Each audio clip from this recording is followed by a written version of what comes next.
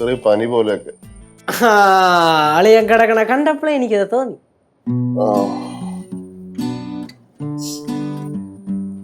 ചൂടുണ്ടല്ലോ അളിയാ.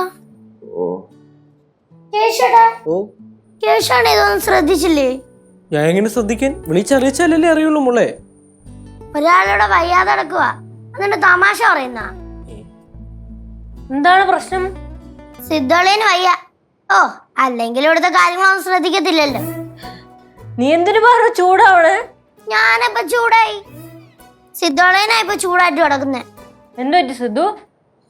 അമ്മായി ഇന്നലെ ചെറുതായിട്ടൊന്ന് മഴ നനഞ്ഞായിരുന്നേ, അപ്പം ചെറുതായിട്ട് പനി പോലുള്ളൊരു ഫീല്.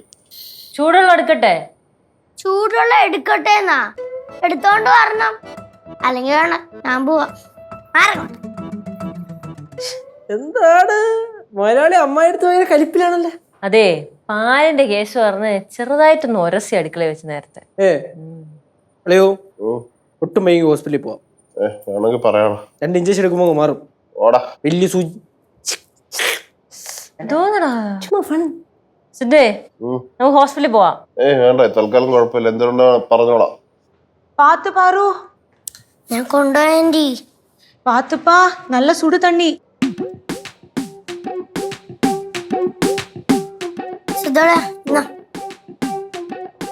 ഞാൻ കൊണ്ടുതരേന്ന് சொன்னப்பா அவ ஒத்துக்கவே இல்லப்பா. ഇത്രയും നേരം ആർക്കും നോക്കണ്ടായിരുന്നല്ലോ. ലച്ചേച്ചി ഇപ്പോഴെങ്ങാനും വരും ചേട്ടാ. ഓ, ചേച്ചി ചെന്നൈയിൽ നിന്ന് ശിവാനിയെ കൊണ്ട് ഇനിയിപ്പം വരും. എന്തായാലും നന്നായി ചേച്ചി പോയതേ. വല്ലപ്പോഴും ആരെങ്കിലും പോയി ചെന്നൈയിൽ ഒരു ഗാർഡിയനായിട്ട് നിൽക്കുന്നതല്ലത്. എടാ, ഞാൻ ലച്ചൂസിന്റെ അടുത്ത് പറഞ്ഞ ഞാനും കൂടെ പോവാന്ന്, പക്ഷെ അവള് സമ്മതിച്ചില്ല.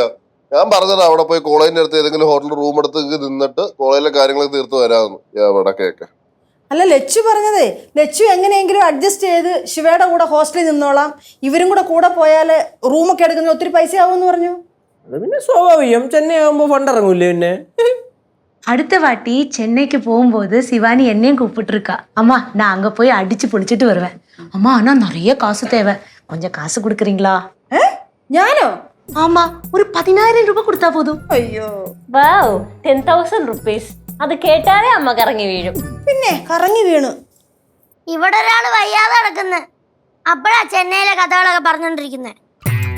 അളിയാ, ഉച്ചയ്ക്ക് കഞ്ഞി കുടിച്ചാ മതിയേ. കഞ്ഞിയാ? എന്ത് ബിരിയാണി വേണം? കഞ്ഞി മതി. എന്റെ ദൈവമേ, ഇനി എന്തൊക്കെ കാണണോ എന്തോ. എന്താ അമ്മായി അങ്ങനെയൊക്കെ പറയുന്നേ? ഒന്നുമില്ലേ, ഞാൻ അങ്ങോട്ട് പറ, എന്താ അങ്ങനെ പറഞ്ഞേന്ന്? ഒന്നുമില്ലെന്ന്. അമ്മായി വീട് പോട്ട് ചല്ലേ, എനിക്ക് വയ്യ. അളിയാ, ലച്ചേച്ചി ഇല്ലാന്നും പറഞ്ഞ് സങ്കടപ്പെടണ്ട കേട്ടോ. നിങ്ങളെല്ലാവരും ഇവിടെ ഉണ്ട്. അളിയാ, എന്തെങ്കിലും ആവശ്യം ഉണ്ടെങ്കിൽ എൻ്റെ അടുത്ത് പറഞ്ഞാൽ മതിയേ. ഇപ്പൊ എനിക്ക് ചെറിയൊരു പരിപാടിയാണ്, ഞാൻ പോയിട്ട് വരാവേ. വെള്ളം ഇവിടെ വെച്ചിട്ടുണ്ടേ, എനിക്കെടുത്ത് കുടിക്കണേ.